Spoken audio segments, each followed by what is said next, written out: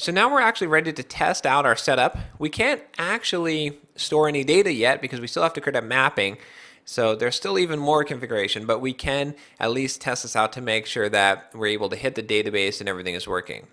So before we do that, I'm going to go into our Hibernate config, and for the session factory, the tools are a little bit older than the newer version of Hibernate.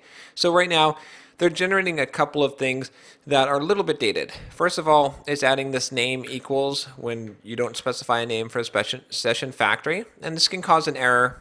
And second of all, in the DTDs, it actually specifies hibernate.sourceforge.net. You'll see a warning that comes up because this has changed, but we can leave that. That one's not a big deal. We do have to change this, though, because you will have a problem if you don't. So what we're basically going to do is we're just going to try to create a session, open a new session, and close it. And if we can do that, then we can be pretty sure that we configured everything correctly and we're able to access our database.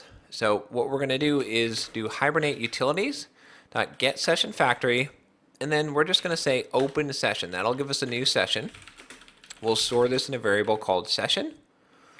We'll need to import session, and then we're just going to say session.close, and that's pretty much it. So let's go ahead and run this, and we can look at the output here. Let's go ahead and make this big.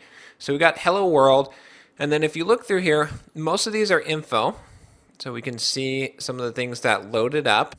Anything that's info we don't really have to worry about. We do have a warn here, and remember this is that obsolete namespace. So it tells us that we should be using hibernate.org.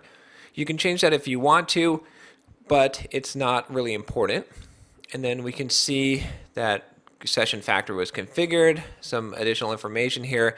Everything looks right. It's saying what driver it's using, it's connecting to localhost, and it's using this connection property for our app user and our password, set up our dialect. Everything looks like it's working properly. So all signs point to that we have everything configured correctly and working. Now, if you see an exception here or some errors, you may have something configured incorrectly. You might have to go back through and make sure you have everything exact. I know this is fairly tedious, but I promise you that once you have everything working and configured, you won't have to go through this again, at least for a simple project. So it's important to get this set up the right way the first time. Take your time.